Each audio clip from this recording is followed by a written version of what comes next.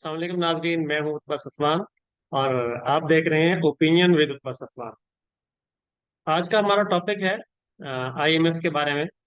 आजकल बहुत कलगला है आईएमएफ की कर्जों की किस्त का, जो भी अभी वसूल हुई है पिछले एक दो दिन में। और 1.2 अरब डॉलर की किस्त थी और टोटल जो प्रोग्राम है वो तकरीबन 3 अरब डॉलर का है, जो 9 महीने के दौरान पाकिस्तान को मिलेगा। तो अभी 1 जुलाई में किस्त वसूल हुई है, 7वां महीना है। तो अगली जो है वो 10वें महीने यानी कि अक्टूबर में एक्सपेक्टेड है। और उसके बाद फिर फरवरी मार्च में शायद एक्सपेक्टेड है। तो ये 9 महीने का प्रोग्राम है। तो इस 9 महीने के प्रोग्राम में पाकिस्तान को 3 अरब डॉलर वसूल होंगे। और इन 3 अरब डॉलर से पाकिस्तान अपने माशी मसाइल से निमटने में कुछ मदद ले पाएगा। तो आज का जो हमारा टॉपिक है, इसमें हम ये देखेंगे कि पाकिस्तान में महंगाई कितनी है, पाकिस्तान में जीडीपी ग्रोथ रेट कितना है, और हमसायों में जो हमारे हमसाए हैं उनकी क्या सूरत हाल है। पाकिस्तान आईएमएफ से कितना कर्ज ले सकता है, कितना पाकिस्तान का कोटा है आईएमएफ का, कोटा के बारे में बात करेंगे। उसके अलावा हमारा जो अकाउंट है उसके बारे में बात करेंगे कि हमारे मुल्क में कितने पैसे बाहर से आते हैं और कितने पैसे मुल्क से बाहर जाते हैं, क्योंकि ये एक बहुत अहम मौजू है जो पिछले 1 साल से 1.5 साल से या इससे भी ज़्यादा अरसे से पाकिस्तान को सता रहा है कि हमारे पास अमूमन अदायगियों के लिए पैसे नहीं होते। और हुकूमत परेशान रहती है और इस पर काफ़ी सियासी खींचातानी भी होती रहती है। तो इस बारे में हम ज़रा इकोनॉमिक्स के पॉइंट ऑफ व्यू से बात करेंगे, और इस सिलसिले में हमारी जो बेसिक जो हमारे रिसोर्स होगा वो आईएमएफ की अपनी वेबसाइट होगी। हम वहाँ पर देखेंगे कि पाकिस्तान की इकोनॉमी कहाँ पर है और हमारे हमसायों की इकोनॉमी कहाँ पर है, हम कितना कर्ज आईएमएफ से ले सकते हैं, कितना हम ले चुके हैं, हम जब से आईएमएफ के मेंबर बने हैं हम कितनी बार कर्ज ले चुके हैं, हमारे हमसाए कितनी बार कर्ज ले चुके हैं, महंगाई की शरह यहाँ पर क्या है, हमसायगी में क्या है। और उसके अलावा हमारा जीडीपी ग्रोथ रेट कितना है, हमसाए में कितना है, जीडीपी क्या होती है। और बरामदात और दरामदात के फर्क को पाकिस्तान कैसे मैनेज कर रहा है और कितना फर्क है। तो इस बारे में बात करेंगे, ये आज का मौजू है। जी, मैं अभी आपसे स्क्रीन शेयर करूंगा जिसमें हमारे पास मौजूद है आईएमएफ की वेबसाइट, और कोई भी शख्स इसे एक्सेस कर सकता है। तो मैंने ये वेबसाइट खोली है और इस वेबसाइट पर बहुत सी इंफॉर्मेशन मौजूद है, हम उनके बारे में बात करेंगे ताकि आईएमएफ के बारे में कुछ हम जान सकें। जी,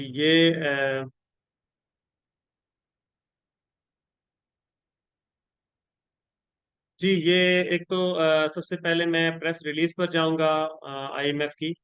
इस प्रेस रिलीज में जो भी रीसेंट है, इसमें बात किया गया है कि आईएमएफ का जो एग्जीक्यूटिव बोर्ड है इसने अप्रूव किया है पाकिस्तान के लिए 3 अरब डॉलर की किस्त।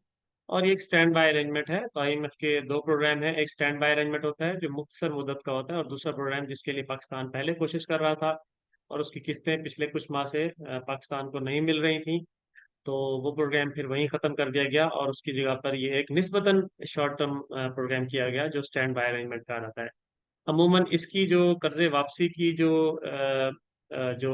ड्यूरेशन या जो हमें वक्त दिया जाता है आईएमएफ की तरफ से, वो कम होता है दूसरे अरेंजमेंट की निस्बत। दूसरे अरेंजमेंट में अमूमन निस्बतन वक्त ज़्यादा मिलता है, तो इसमें गालबन कोई 4-5 साल का वक्त होता है जिसमें ये कर्जा वापस करना होगा।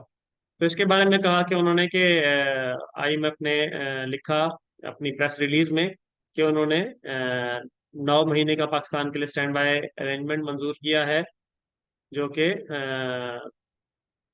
3 बिलियन जो है वो डॉलर का है। जबकि उनका अपना एक यूनिट है आईएमएफ का जिसके जरिए वो अपनी कैलकुलेशन करते हैं, जैसे कि आप यहाँ देख सकते हैं, वो है तकरीबन 2.25 मिलियन, सॉरी 2.25 बिलियन। ये उनका अपना एसडीआर एक उसे वो कहते हैं।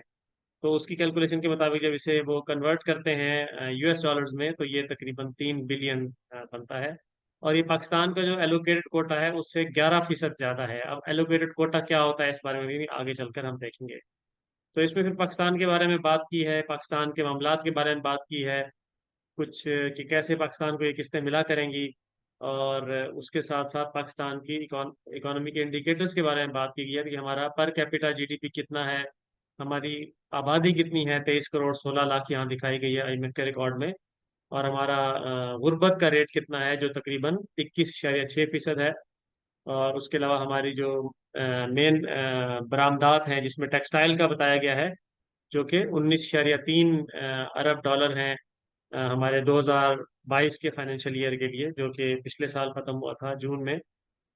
तो क्योंकि ये डेटा शायद गालबन थोड़ा सा पुराना हो, और उसके अलावा हमारे जो मेन मार्केट्स हैं जहाँ पर हम अपनी चीज़ें एक्सपोर्ट करते हैं, उसमें यूरोपियन यूनियन है, अमेरिका है, और मुत्तहिदा अरब अमारात है। तो यूरोप, अमेरिका और मुत्तहिदा अरब अमारात में हम हमारी सबसे ज़्यादा चीज़ें जाती हैं। तो पिछले साल हमारा इकोनॉमिक ग्रोथ रेट 6.1% था, इस साल हमारा -5% है, जो कि आईएमएफ ने कुछ अर्सा पहले जब प्रोजेक्शन की थी तो बताया था -5% होगा। और अगले साल जो अभी 2023 के जुलाई से शुरू हुआ है माजरत, और ये अगले साल जून तक चलेगा, जिस फाइनेंशियल ईयर 2024 कहेंगे, इसमें उन्होंने प्रोजेक्शन किया है कि 2.5% होगा।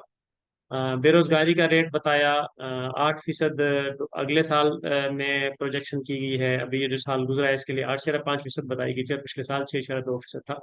इसी तरह प्राइसेस के बारे में बात की गई, और गवर्नमेंट कितने पैसे खर्च करती है, क्या करती है, तो और कितना पाकिस्तान ने जो है वो कर्ज ले रखा है, ये तमाम तर चीज़ें इसके बारे में बात की गई। चलिए अब हम आते हैं कि पाकिस्तान के बारे में, कि मुख्तलिफ मुल्कों के बारे में इंफॉर्मेशन लेते हैं। ये तो प्रेस रिलीज था आईएमएफ का, जो पाकिस्तान के बारे में था।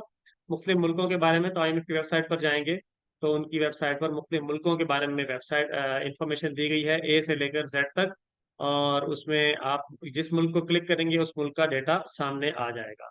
तो इसमें अगर पाकिस्तान पर जाएं, पी में जाकर पाकिस्तान पर जाएं, तो मैंने ये पहले से ही ओपन करके रखा है इसको, अगर आप देख सकते हैं जी, ये पाकिस्तान का डेटा है।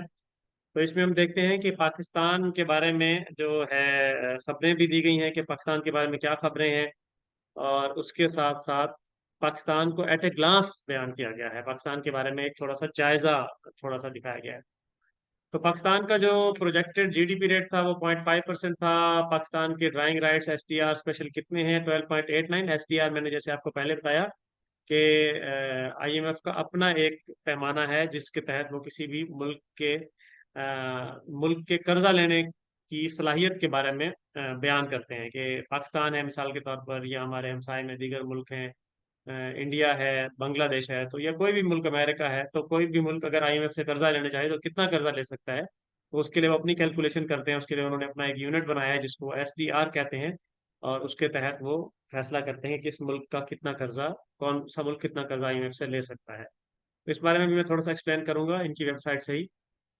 जी, कंज्यूमर प्राइस चेंज जो है वो 2.7% है, काफ़ी ज़्यादा है महंगाई। इसकी वजह है एसडीआर का कोटा पाकिस्तान का 2.3 बिलियन या 2030 मिलियन जो है उसके नज़दीक है, और इसको जब यूएस डॉलर में कन्वर्ट करेंगे तो ये तकरीबन 3 बिलियन डॉलर आएगा, जो पाकिस्तान ने अभी ये किस्त मंजूर कराई है, सॉरी ये जो एग्रीमेंट अरेंजमेंट पाकिस्तान ने मंजूर कराया रिसेंटली आईएमएफ से।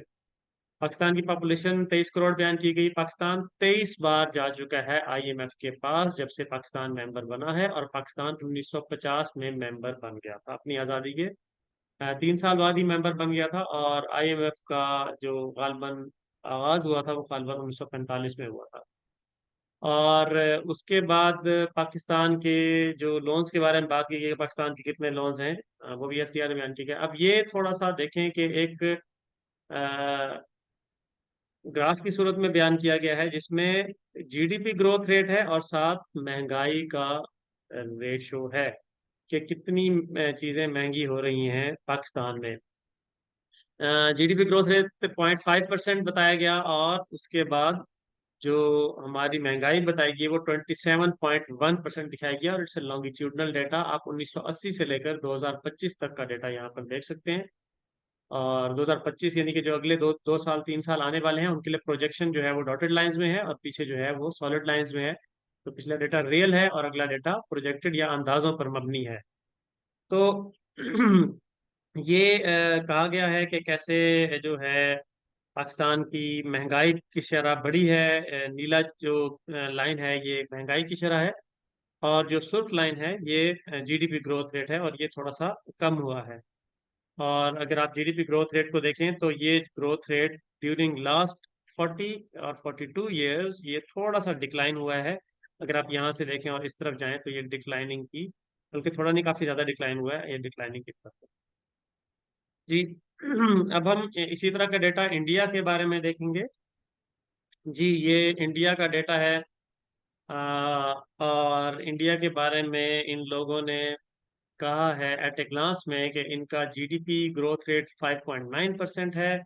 इनका कोटा तकरीबन 13 बिलियन एसडीआर है, जो शायद यूएस डॉलर्स में 20 बिलियन तक बनेगा, समवेयर अराउंड दैट। और इनका जो महंगाई की रेशो है वो कम है, पाकिस्तान के निस्बत 5% के आसपास है। इनकी आबादी तकरीबन 1 अरब 40 करोड़, 1 अरब 43 करोड़ है। ये 7 बार जा चुके हैं आईएमएफ के पास। और देखें, इंडिया आईएमएफ के पास 7 बार गया है और हम आईएमएफ के पास जा चुके हैं 23 बार। तो ये कंपैरिजन है। उसके अलावा ये मेंबर बने थे 1945 में ही, गालबन आज़ादी से पहले ही इंडिया मेंबर बन गया था आईएमएफ का। और उसके अलावा इंडिया का जो महंगाई का और जीडीपी ग्रोथ रेट का जो रेशो है, उसमें आप देखें 5.9% जीडीपी ग्रोथ रेट है, और महंगाई जो है वो तकरीबन 5% है। तो ग्रोथ रेट ज़्यादा है महंगाई से। It's good for the country, I believe so. Pakistan को भी ऐसा ही करना चाहिए। जी, अब हम नेक्स्ट आ जाते हैं बांग्लादेश की तरफ। जी, ये बांग्लादेश का पेज है आईएमएफ पर। और इसको एट ए ग्लांस अगर हम देखें, इस पर एक नज़र दौड़ाएं, तो इनका ग्रोथ रेट 5.5% है, इंडिया का 5.9 था। और उसके अलावा इनका जो है ड्राइंग राइट्स जो हैं इनके तकरीबन उतने ही हैं जितने पाकिस्तान के हैं, तकरीबन 2000 मिलियन डॉलर के आसपास, या सॉरी 2000 मिलियन एसडीआर के आसपास। मैंने आपको बताया कि एसडीआर इनका अपना एक अ, जो है वो एक तरीका है किसी मुल्क के बारे में ये डिसाइड करने का कि उसको कितना कर्ज दिया जा सकता है। और इनका जो महंगाई है निस्बतन ज़्यादा है इंडिया की निस्बत। इंडिया की 5% के नज़दीक थी, इनकी 8.5% से ज़्यादा है। इनकी आबादी 17 करोड़ से ज़्यादा है, और ये 1972 में मेंबर बने, और ये 14 बार 1972 से लेकर अब तक जा चुके हैं आईएमएफ के पास। जी। इनकी अगर हम वही महंगाई को और इनके जीडीपी ग्रोथ रेट को देखें पिछले 40-42 साल के दौरान, तो इनकी जो जीडीपी ग्रोथ रेट है वो बढ़ा है पिछले 40-42 साल के दौरान। के पहले इनका 3.8% पर था 1980 के आसपास, और आज ये तकरीबन 5.5% से ग्रो कर रहे हैं इनकी इकोनॉमी। और इनकी महंगाई जो थी ये पहले 7.7% के आसपास थी, तो आज महंगाई तकरीबन उतनी ही है। तो महंगाई तकरीबन उस कदर रही है, लेकिन इनकी जो है वो ग्रोथ रेट में इजाफा हुआ है। अब मैं इसके साथ साथ आपको थोड़ा सा और शेयर कर दूं कुछ चीज़ें, जिसमें है कि जीडीपी क्या होता है। जीडीपी ग्रोथ रेट पर जब हमने बात की, तो थोड़ा सा ये समझने की ज़रूरत है कि जीडीपी क्या होता है, ताकि हम ये जान पाएं कि उसका ग्रोथ रेट एक्चुअली मीन क्या करता है। क्यों कहा जाता है कि पाकिस्तान का ग्रोथ रेट -5% है, और ये -0.5% है, या इंडिया का ग्रोथ रेट जो है वो 6% के आसपास है, या बांग्लादेश का 5.5%। इसका मतलब क्या है इकोनॉमी के लिए। जी, मैं जीडीपी पर जाऊंगा आईएमएफ के अपने ही पेज पर। तो ये एक जीडीपी करंट प्राइसेस का डेटा है, बिलियन यूएस डॉलर्स का। जीडीपी को अगर हम एक्सप्लेन करें, तो जीडीपी की सादा तरीन एक्सप्लेनेशन ये है कि किसी भी मुल्क में पैदा होने वाली जितनी भी चीज़ें हैं, पैदा से मुराद ये है कि मैं फसलों की पैदावार की बात नहीं कर रहा, बल्कि उस मुल्क में बनने वाली जितनी भी चीज़ें हैं, तो उन चीज़ों की जो एंड प्रोडक्ट है उसकी टोटल वैल्यू को इकट्ठा कर दें, तो उसको हम जीडीपी कहते हैं। एंड प्रोडक्ट से मुराद ये है कि जब चीज़ फाइनल बन जाए, तैयार हो जाए, तो उसकी कीमत निकालें, उसकी कीमतें निकालें, और उस मुल्क में बनने वाली तमाम चीज़ों की कीमतें निकालें, और उनको इकट्ठा कर दें, तो ये जीडीपी निकल आता है। जाहिर है ये अंदाजों पर मबनी होता है, लेकिन इसके लिए अंदाजों के लिए भी कुछ स्टैंडर्ड्स हैं। मिसाल के तौर पर पाकिस्तान में कराची में एक फैक्ट्री है, टोयोटा इंडस मोटर्स। तो उसमें टोयोटा गाड़ियां बनती हैं। उसमें मिसाल के तौर पर हर साल 50,000, 1 लाख या 2 लाख गाड़ियां बनती हैं। और हम फर्ज कर लेते हैं 2 लाख गाड़ी बनती है। अगर 2 लाख गाड़ी बनती है, तो उस गाड़ी में 4 टायर भी लगे हैं, उसमें एक विंड स्क्रीन सामने की लगी है, एक पीछे का शीशा लगा है, 4 साइडों पर शीशे लगे हैं, 4 दरवाजे लगे हैं। उसके अलावा उसमें इंजन है और दीगर चीजें हैं। तो ये तमाम तर चीजें बाज़ औक़ात उस फैक्ट्री में नहीं बन रही होती। मिसाल के तौर पर टायर हो सकता है उस फैक्ट्री में ना बन रहे हो, बल्कि किसी और फैक्ट्री में बन रहे हो, और उधर से टायर लाकर टोयोटा इंडस मोटर्स में जाकर फिक्स हो रहे हो गाड़ी में। तो टायर वहां बना और टायर आकर इस गाड़ी में फिक्स हुआ। तो अगर हमने जीडीपी की कैलकुलेशन करनी है तो हम टायर को एक बार काउंट करेंगे, दो बार काउंट नहीं करेंगे। यानी चार टायर एक बार काउंट होंगे, यानी चार टायर काउंट होंगे, हम आठ टायर काउंट नहीं करेंगे। मिसाल के तौर पर अगर वो टायर बने किसी टायर की फैक्ट्री में और वहां पर काउंट हो गए, चार टायर बने, और वो चार टायर आकर दोबारा गाड़ी में भी लग गए और यहाँ भी चार काउंट हो गए, तो इसकी डबल काउंटिंग हो गई। तो इसका मतलब है कि एंड प्रोडक्ट जो है उसकी वैल्यू काउंट होती है। तो खैर वो टायर जब गाड़ी में लग जाएंगे, गाड़ी में शीशे लग जाएंगे, उसमें इंजन लग जाएगा, दरवाजे लग जाएंगे, सब कुछ, गाड़ी तैयार हो जाएगी, तो उस गाड़ी तैयार गाड़ी की जो एंड जो कीमत है उस कीमत की बुनियाद पर कहा जाएगा कि ये कीमत भी काउंट कर लेंगे। इसी तरह से तमाम तर उस मुल्क में बनने वाली चीजों की कीमतें, सिर्फ गाड़ी नहीं, दीगर भी जितनी चीजें बन रही हैं, और उसके साथ साथ उस मुल्क में बनने वाले सर्विसेज की कीमत भी होती है। मिसाल के तौर पर ऑडिट सर्विसेज और अकाउंट सर्विसेज है। डेलाइट एक बहुत बड़ी कंपनी है, तो वो ऑडिट सर्विसेज प्रोवाइड करती है। तो अगर वो सर्विसेज प्रोवाइड कर रही है पाकिस्तान में, या बैंक्स जो है वो बैंकिंग सर्विसेज प्रोवाइड करते हैं, तो इनकी भी वैल्यू होती है। तो इनकी वैल्यू डालेंगे, प्रोडक्ट की वैल्यू डालेंगे, सर्विस की वैल्यू डालेंगे, पूरे मुल्क की तमाम चीज़ों की वैल्यू डालेंगे, और उनको डालकर और एंड प्रोडक्ट की लेकिन वैल्यू डालनी है। ऐसा नहीं है कि पहले एक बार काउंट कर लिए टायर, फिर दोबारा गाड़ी के साथ भी टायर काउंट कर लिए, तो दोनों की कीमत काउंट नहीं होगी, एक बार काउंट होगी। तो वो काउंट करने के बाद आप उसकी कीमत टोटल करेंगे तो वो मुल्क का जीडीपी निकल आएगा। ये सादा तरीन एक्सप्लेनेशन थी इसकी। तो इसमें जीडीपी में अगर आप देखें कि ये ये जीडीपी का डेटा है मुख्तलिफ मुल्कों का। इसमें मैं ऐसे मुल्कों की तरफ जाऊंगा जो हमारे लिए शायद थोड़े से रेलिवेंट ज़्यादा है, जिनसे हम कंपैरिजन करते हैं या उनकी हम बात करते हैं।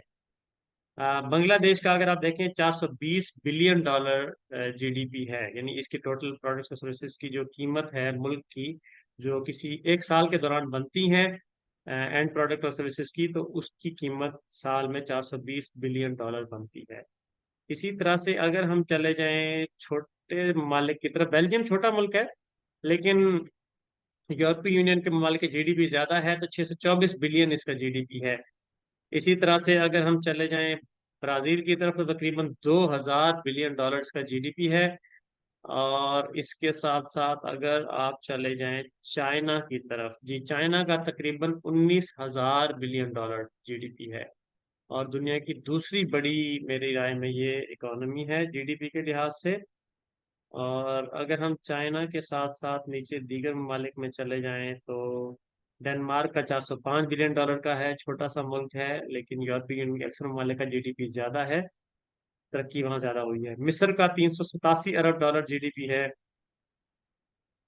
इसी तरीके से फ्रांस का तकरीबन 2900 अरब डॉलर जीडीपी है, 3000 के आसपास। जर्मनी का 4300 डॉलर के आसपास जीडीपी है। और इसी तरह अगर हम आगे बढ़ें तो हम देखते हैं कि हांगकांग का जीडीपी ज़्यादा है, 382, बहुत तरक्की याफ्ता इलाका है। और उसके साथ साथ इंडिया का जीडीपी, हमारे हमसाय इंडिया की जीडीपी तकरीबन 3700 अरब डॉलर है। और इंडोनेशिया का तकरीबन 1400 अरब डॉलर है। इटली का 2100 अरब, जापान का 44 तकरीबन 4.4 हजार, तो ये बनेगा तकरीबन 4400 बनेगा। जी, और उसके अलावा जो कोरिया का, और इसमें चले जाएं जी मजीद, इसको अगर हम देखें तो मलेशिया का 447 अरब डॉलर है, हमारा बिरादर इस्लामी मुल्क है। छोटा मुल्क है हमसे आबादी में, रकबे में भी, लेकिन उसका जीडीपी अच्छा है। और मैक्सिको का ज़्यादा है, लेकिन हमारे लिए शायद इसके अंदर रेलिवेंट नहीं। हॉलैंड का तकरीबन 1000 अरब डॉलर है। इसी तरीके से पाकिस्तान पर आ जाए तो पाकिस्तान का डेटा यहाँ नहीं दिया हुआ, लेकिन पाकिस्तान का तकरीबन कोई 300 अरब डॉलर के आसपास है। इसी तरीके से अगर हम दीगर ममालिक में जाएं, जिस तरह बड़े ममालिक हैं, कतर का तकरीबन 220 अरब डॉलर है, बहुत छोटा मुल्क है। रूस का 2000 अरब डॉलर है।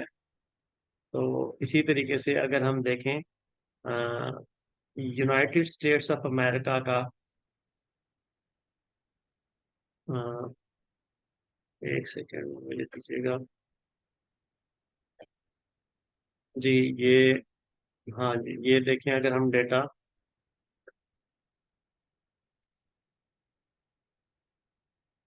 स्विट्जरलैंड का, सऊदी सऊदी अरेबिया का डेटा देखें।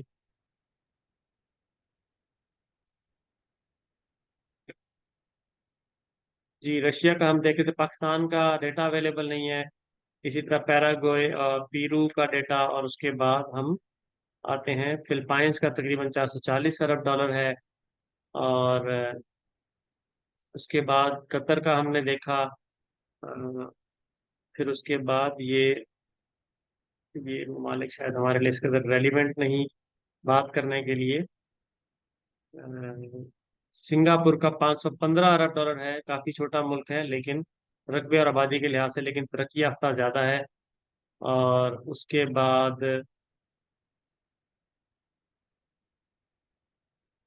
बाद साउथ अफ्रीका का 400 अरब डॉलर है। स्पेन का तकरीबन 1500 अरब डॉलर है। श्रीलंका का डेटा अवेलेबल नहीं है।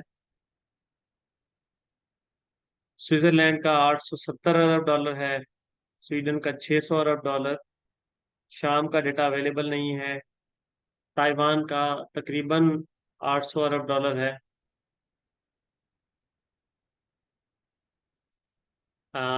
थाईलैंड का तकरीबन 650 अरब डॉलर। और इसी तरीके से तुर्की का 1000 अरब डॉलर है। यूक्रेन का 150 के आसपास है। यूएई का तकरीबन 500 अरब डॉलर है। और उसके बाद 3100 अरब डॉलर बरतानिया का है। अमेरिका का है तकरीबन 26 या 27 हजार अरब डॉलर के आसपास है, दुनिया की सबसे बड़ी इकोनॉमी है। और इसी तरीके से आप दीगर वियतनाम का तकरीबन 450 अरब डॉलर है। तो ये जीडीपी का कुछ डेटा था, ये डिस्कस किया हमने। अब इसको हम डिस्कशन को आगे बढ़ाते हैं और बढ़ते हैं करंट अकाउंट की तरफ। एक सेकंड मुझे दीजिएगा। जी, आईएमएफ के बारे में और उसके कोटास के बारे में, और ये हम बाद में देखेंगे। जी, हम करंट अकाउंट की तरफ बढ़ते हैं जी। करंट अकाउंट की तरफ बढ़ते हैं। करंट अकाउंट बेसिकली क्या है? करंट अकाउंट ये है कि जब भी किसी मुल्क के अंदर जो भी पैसा बाहर से आ रहा है और मुल्क के अंदर पैसा जो अंदर से बाहर जा रहा है, तो इसके फर्क को करंट अकाउंट डेफिसिट कहा जाता है। तो इसमें मुख्तलिफ चीजें आ जाएंगी, जो पैसा बाहर से आता है और अंदर से बाहर जाता है, इसमें मुख्तलिफ चीजें आ जाएंगी। सबसे जो इसमें बुनियादी चीज है वो है बरामदात और दरामदात, जिसको हम आम जुबान में एक्सपोर्ट या इम्पोर्ट कहते हैं। अब पाकिस्तान की जो एक्सपोर्ट्स हैं या इंपोर्ट्स हैं, इस साल दोनों गिरी हैं। जो हमारा अभी साल खत्म हुआ है जून 2023 में, इससे पहले जो साल हमारा जून 2022 में खत्म हुआ था, उसमें हमारी जो बरामदात थी या एक्सपोर्ट्स थी वो तकरीबन 32 बिलियन या 32 बिलियन डॉलर्स थी। और हमारी जो दरामदात थी वो तकरीबन कोई 79 बिलियन डॉलर के आसपास थी, या मे बी 81 बिलियन डॉलर के आसपास थी। तो 80 के आसपास जो थी वो हमारी दरामदात थी, इम्पोर्ट्स थी। और तकरीबन 30 अरब डॉलर से 2 अरब डॉलर ऊपर जो है वो 32 अरब डॉलर हमारी एक्सपोर्ट्स थी। तो इस तरह से फर्क तकरीबन 50 बिलियन डॉलर का था। तो 50 बिलियन डॉलर हम डेफिसिट में जा रहे थे, जिसको हम तिजारती खसारा कहते हैं। खसारा नुकसान है, नहीं तिजारत करने का नुकसान, यानी हम बाहर से ज्यादा चीजें मंगवा रहे हैं, चीजें बाहर कम भेज रहे हैं, तो ये खसारा हो गया, तो नुकसान। लेकिन इस नुकसान के साथ साथ दीगर कुछ और चीजें भी होती हैं जो मुल्क के अंदर इसको पूरा कर रही होती हैं। मिसाल के तौर पर बैरून मुल्क पाकिस्तानी जो हैं, अगर वो पाकिस्तान में पैसे भेज रहे हैं अपने घर वालों को, अपने रिश्तेदारों को, बीवी बच्चों को, वालदैन को, बहन भाइयों को, तो अगर वो कानूनी तरीके से भेज रहे हैं, रिमिटेंस जिसे हम कहते हैं, वो कर रहे हैं, तो उसमें उसको भी अगर हम काउंट करें तो वो पैसा भी बाहर से अंदर आता है। जिस तरह हमने एक्सपोर्ट किया, तो हमने मिसाल के तौर पर पाकिस्तान से अमेरिका को कपड़े भेजे, या खाने पीने की चीजें जो हैं वो यूरोप में भेजी, या कोई भी चीज हमने एक्सपोर्ट की अपने मुल्क से, तो वो चीजें एक्सपोर्ट करते हुए हमें कुछ पैसे वसूल होते हैं। और इसी तरह हम बाहर से जब इंपोर्ट करते हैं तो हमें पैसे देने होते हैं। तो ये इंपोर्ट एक्सपोर्ट का फर्क, और उसके साथ साथ जो बाहर से पाकिस्तानी पैसे भिजवा रहे हैं अपने घर वालों को, वो भी साथ शामिल कर लें एक्सपोर्ट्स के, तो वो भी कुछ चीजें अंदर आ गई। और कुछ लोगों ने पाकिस्तान के अंदर इन्वेस्टमेंट की, बाहर के लोगों ने, मिसाल के तौर पर टेलीनॉर है, वो नॉर्वे की कंपनी है, या टोटल है फ्रांस की कंपनी है, या नेस्ले स्विट्जरलैंड की कंपनी है, या कोको कोला में तुर्की की और अमेरिका की इन्वेस्टमेंट है। तो ये मुख्तलिफ कंपनी जब पाकिस्तान में बिजनेस करती हैं, तो ये कितना पैसा पाकिस्तान में लाती हैं और उसमें से कितना प्रॉफिट लेकर जाती हैं, तो इसको भी साथ काउंट कर लें। तो इन सब चीज़ों को साथ अगर मिलाएंगे तो करंट अकाउंट बनेगा। और करंट अकाउंट डेफिसिट में भी हो सकता है, सरप्लस में भी हो सकता है, यानी कि खसारे में भी हो सकता है और फायदे में भी हो सकता है। तो पाकिस्तान में अमूमन करंट अकाउंट जो है वो डेफिसिट में ही रहता है। और क्योंकि हमारे यानी ये समझ लें कि मुल्क से पैसा ज़्यादा बाहर जा रहा है और कम अंदर आ रहा है, ये ज़रूर हमें देखने की ज़रूरत है कैसे हम पैसे की मुल्क के अंदर आमद को बढ़ा सकते हैं। जी, अगर हम देखें, ग्राफ्स देखें पाकिस्तान के और उसके हमसाया ममालिक के, और इनमें करंट अकाउंट पर चले जाएं, तो करंट हम इसमें इंडिकेटर सेलेक्ट करते हैं। ये पाकिस्तान का डेटा है बाय द वे। इसमें हम इंडिकेटर सेलेक्ट करते हैं और इस पर हम इंडिकेटर रखते हैं current account balance US dollars, यानी कि एब्सोल्यूट नंबर जो हमें देगा कि अमेरिकी डॉलर्स में हमें देगा, तो ये करंट अकाउंट बैलेंस आ जाएगा। जी, ये करंट अकाउंट बैलेंस है हमारा। 80 की दहाई में तकरीबन हमारा करंट अकाउंट बैलेंस जो है वो बस जीरो के आसपास ही था, 1 अरब डॉलर था। और आज हमारा करंट अकाउंट डेफिसिट तकरीबन जो है वो 17.5 अरब डॉलर हम खसारे में जाते हैं, यानी हमारे मुल्क में पैसा कम आता है और ज़्यादा पैसा हम मुल्क से बाहर भेजते हैं। तो और तकरीबन 17.5 अरब डॉलर का फर्क है। यही डेटा अगर हम इंडिया के लिए देखें, तो इंडिया के लिए एक सेकंड जी, ये इंडिया का ही डेटा है जी।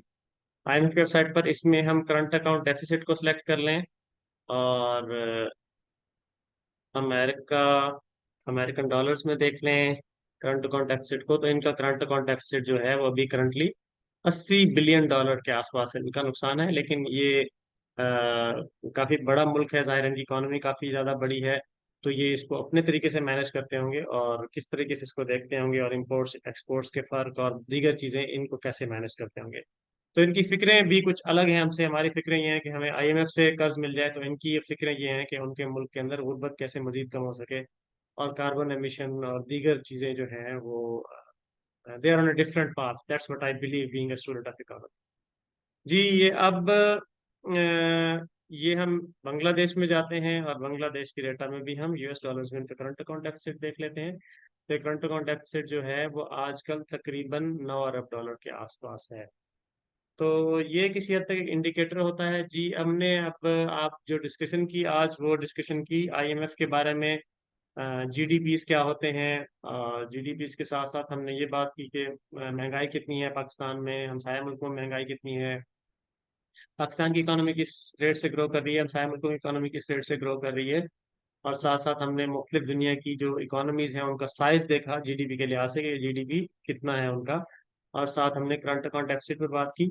एक और चीज पर हम बात करेंगे कि आईएमएफ क्या चीज है और आईएमएफ कैसे मेंबर से कोटाज बनाता है और कैसे वो कोटा हमें मिलते हैं। मिसाल के तौर पर हमें आईएमएफ से कितना पैसा मिल सकता है, हमें 3 अरब डॉलर मिला, हम चाहते हैं हमें 15 अरब डॉलर मिल जाए या 20 अरब डॉलर मिल जाए, तो वो हमें 15-20 क्यों ना मिल पाया और 3 क्यों मिला, और तो हमारा कोटा क्यों 3 है, क्यों हम 3 का ही कर्जा ले सकते हैं उनसे, 3 अरब डॉलर का, या एक खास हद तक कर्जा क्यों ले सकते हैं। तो इस बारे में भी बात करेंगे। तो पहले बता दें जी आईएमएफ क्या चीज़ है। जी, आईएमएफ के पास पैसे कहाँ से आते हैं। देखें, आईएमएफ के अपने पास कुछ पैसे भी नहीं है। ये मुख्तलिफ मुल्कों के मुश्तरका जो है वो फंड है, मुश्तरका पैसा है मुख्तलिफ मुल्कों का, जो कि रखवाते हैं आईएमएफ के पास, और फिर उन मुल्कों के वोटिंग राइट्स भी उसके अकॉर्डिंगली बनते हैं। आईएमएफ जब कोई फैसला लेने लगता है, बड़ा फैसला, तो आईएमएफ किस यानी कि इस मुल्क की मर्जी से ज्यादा फैसले लेगा, तो जिस मुल्क के ज्यादा पैसे आईएमएफ के पास हैं, जो आगे आईएमएफ दूसरों को कर्जे देता है, तो वो मुल्क जाहिर है ज्यादा फैसला करवा पाएगा। तो सबसे ज्यादा वोटिंग राइट्स अमेरिका के पास ही हैं। और अगर हम वोटिंग राइट्स पर जाएं, तो ये डेटा भी मेरे पास था। मैं एक सेकंड, अगर आप मुझे दें तो मैं दिखाता हूँ जी, कोटाज में। और अ, इसमें शायद इसमें नहीं, हाँ इसमें, ये वोटिंग राइट्स में। जी, आईएमएफ का जो बोर्ड ऑफ गवर्नर्स है वो ये इसकी सबसे बड़ी डिसीजन बॉडी है। ये इसमें एक गवर्नर होता है और एक अल्टरनेटिव गवर्नर होता है हर मुल्क का। और पाकिस्तान का भी है जाहिर है गवर्नर आईएमएफ में। तो उन सबको मिलाकर बोर्ड ऑफ गवर्नर बनेगा। तो वो अमूमन जो है किसी मुल्क का या तो वजीर खजाना होता है, या फिर जो है वो उसका सेंट्रल बैंक का जो है वो गवर्नर होता है।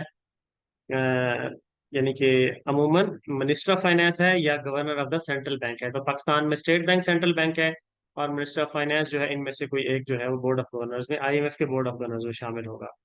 और आईएमएफ की तमाम तर ताकत उसके बोर्ड ऑफ गवर्नर्स के पास है, और बोर्ड ऑफ गवर्नर्स के पास वोटिंग राइट्स भी होते हैं। और वोटिंग राइट्स किस लिहाज से होते हैं, जिस मुल्क ने जितने पैसे आईएमएफ को दिए तो उतने ही पैसे के मुताबिक, अपने हिस्सा व कदर जुस्सा के मुताबिक उनको वोटिंग राइट्स हासिल हैं। तो देखते हैं कि आईएमएफ के पास किस मुल्क के कितने पैसे पड़े हैं, और कितना परसेंटेज पड़ी है, उसके वोटिंग राइट्स कितने हैं। जी, अगर हम देखें तो वोट्स में हम जाएंगे खास तौर पर। तो वोट्स में अगर हम जाएं तो अफगानिस्तान के पास 0.09% वोट है, यानी तकरीबन 1% का भी 10वां हिस्सा के बराबर वोट है। यानी अगर हम आम वाली बात करें तो 1000 वोट अगर आईएमएफ के हैं तो अफगानिस्तान सिर्फ एक वोट दे सकता है। तो ये थोड़ी सी एक्सप्लेनेशन है इसकी। और इस तरह अगर हम देखते रहें किस मुल्क के वोटिंग राइट्स ज्यादा हैं, हम 1% से ऊपर वालों को काउंट करते जाएंगे और बाकियों को फिलहाल नहीं काउंट करेंगे। यानी कि 1% या उससे ज्यादा जिसके वोटिंग राइट्स हैं उनके बारे में बात करेंगे। तो ये मुख्तलिफ मुल्क हैं, जिसमें अर्जेंटीना है, जिसमें आर्मीनिया है। ऑस्ट्रेलिया के पास तकरीबन 1.33% या 1.5% के आसपास वोटिंग राइट्स हैं। इसी तरीके से अगर हम चले जाएं और किस मुल्क के, बेल्जियम के पास 1.25% तकरीबन वोटिंग राइट्स हैं, 1.3%। 100 में से 1.3 वोट जो हैं वो बेल्जियम दे सकता है आईएमएफ के अंदर। ब्राजील के अंदर 2.25% के आसपास वोटिंग, ब्राजील के पास 2.25% के आसपास वोटिंग राइट्स हैं। ऐसे ही कनाडा के पास भी 2.25% के आसपास वोटिंग राइट्स हैं। चाइना के पास 6% वोटिंग राइट्स हैं।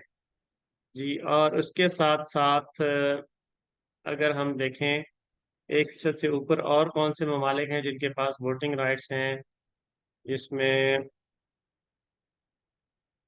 फ्रांस के पास 4% वोटिंग राइट्स हैं, और जर्मनी के पास 5.25% वोटिंग राइट्स हैं।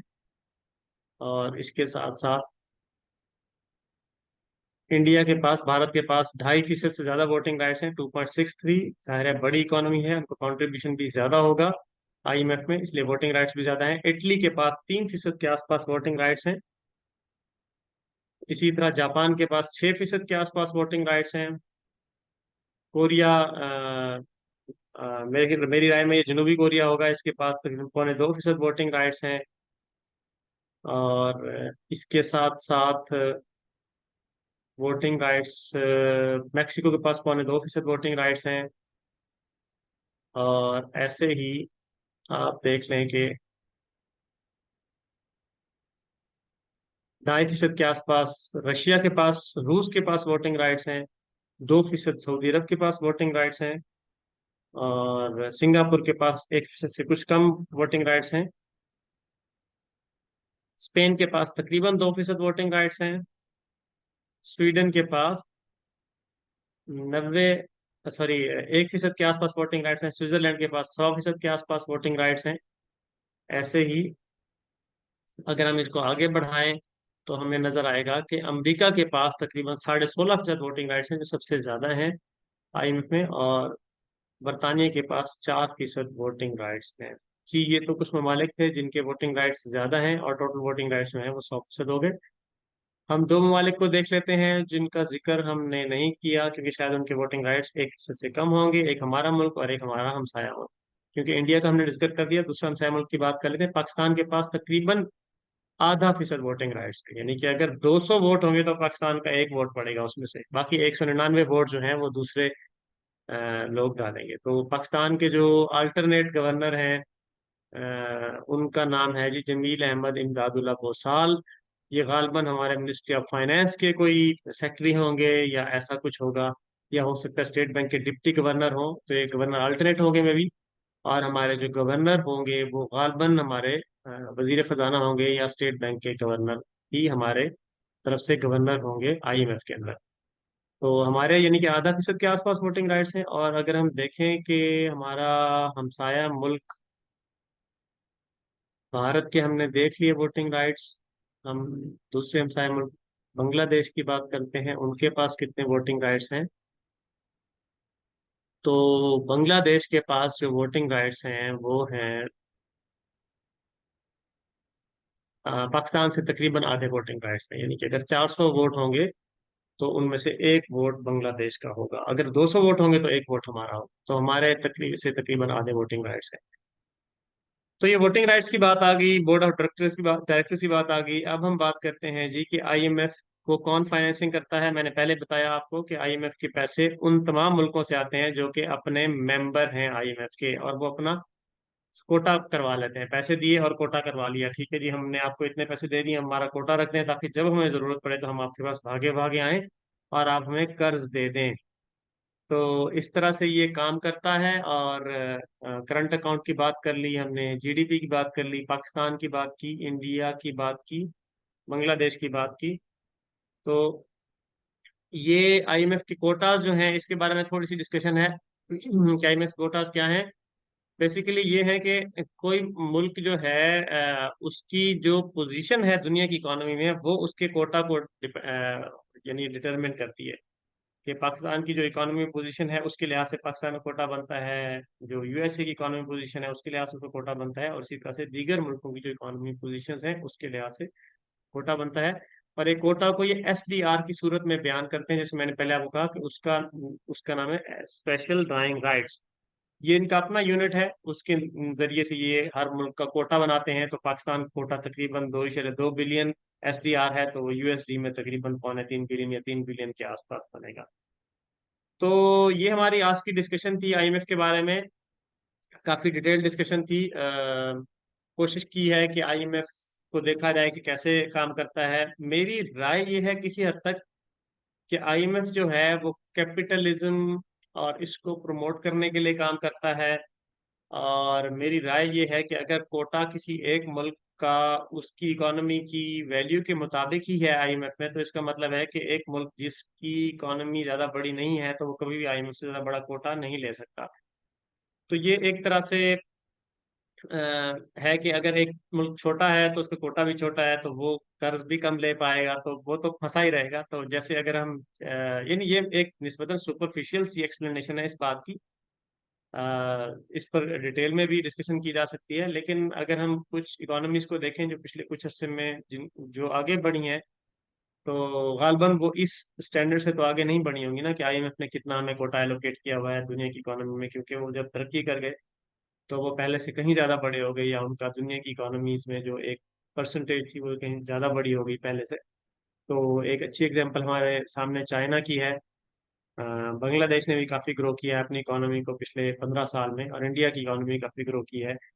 इसके अलावा दीगर इकोनॉमीज हैं, कुछ एशियन इकोनॉमीज हैं या मिडिल ईस्टर्न इकोनॉमीज हैं, तो वो भी ग्रो करती रही। तो आईएमएफ कैन बी सोल्यूशन, तो लेकिन इसके बारे में जानना कि कैसे काम करता है, और कैसे इसका बोर्ड ऑफ डायरेक्टर्स है, और क्या पाकिस्तान के बारे में कितना कोटा है इनका, और वोटिंग राइट्स क्या होते हैं, तो इस बारे में हमने आज डिस्कशन की। उम्मीद है आपको अच्छा लगा होगा। अगर अच्छा लगा तो हमारे चैनल को सब्सक्राइब करें, बेल का बटन दबाएं और शेयर करें। Thank you very much.